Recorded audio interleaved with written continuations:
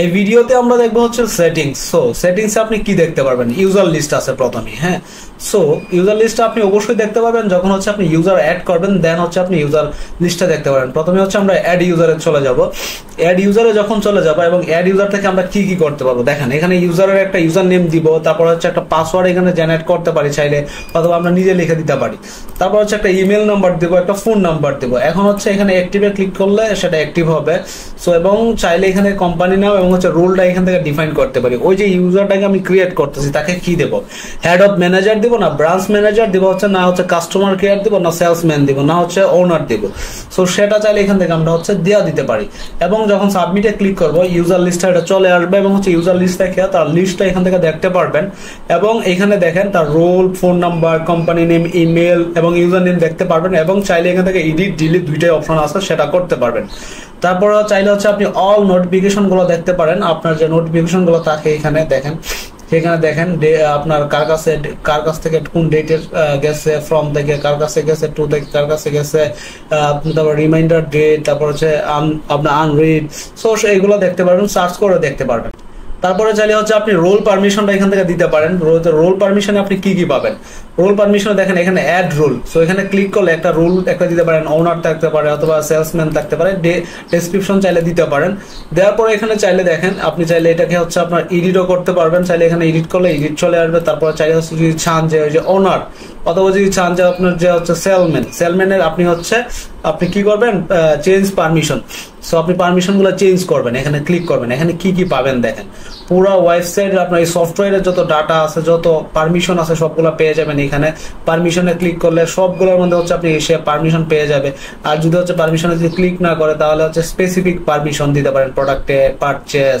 So আপনি সেলসম্যানকে তো অত কিছু দিবেন না, জাস্ট হচ্ছে আপনি সেলস করারটাই দিবেন। আর এগুলো হচ্ছে আপনি আপনার মতো করে নিয়ে দিতে পারবেন আর কি। এখানে ক্লিক করলে ওই পারমিশন গুলো পাবে, সেই কাজগুলো করতে পারবে, অ্যাড করতে পারবে, ভিউ করতে পারবে, এডিট করতে পারবে, ডিলিট করতে পারবে। সো এই কাজগুলো হচ্ছে আপনি এখান থেকে দিয়ে দিতে পারেন। হ্যাঁ, তারপরে যে জিনিসটা আছে আপনি এখান থেকে চাইলে হচ্ছে কাস্টম ফিল্ড অ্যাড করতে পারবেন। হ্যাঁ, কাস্টম ফিল্ড লিস্টে চলে যাবেন, যাওয়ার পরে দেখেন এখানে কি কি, ধরেন ক্রিয়েট কাস্টম ফিল্ডে আমি যখন যাব দেখেন এখানে কি কি থাকে। এখানে হচ্ছে ফিল্ড নাম থাকতে পারে, প্রোডাক্ট পারচেসের একটা থাকতে পারে, তারপর হচ্ছে নেম, তারপরে টাইপ কোন ধরনের দিতে চাই, ট্যাক্স সিলেক্ট, তারপর হচ্ছে tax area select, multi select, এগুলো আমি দিতে চাই। সো আপনি যদি কাস্টম, এগুলো আপনাদের লাগবে না, আই হোপ যদি লাগে আমরা ক্রিয়েট করে দেবো। কাস্টম যদি কোনো ফিল্ড লাগে সো সেগুলো আমাদের এখান থেকে অ্যাড করে দেওয়া হবে।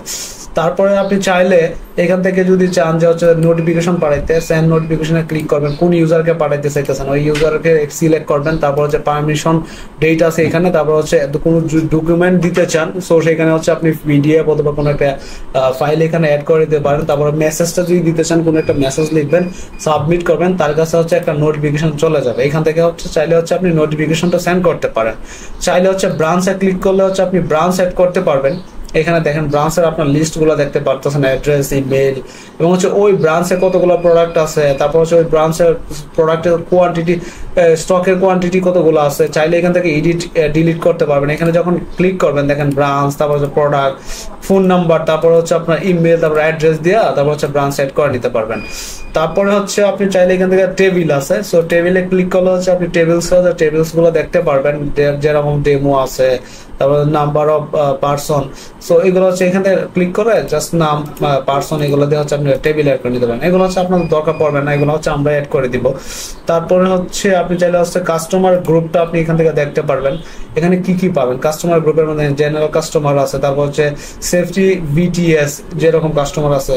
সো এগুলো চাইলে এখান থেকে এডিট ডিলিট করতে পারেন। অ্যাড কাস্টমার গ্রুপে এখানে নাম দিবেন এবং পার্সেন্টেজ দিতে পারেন আর কি ওই কাস্টমার গ্রুপের জন্য।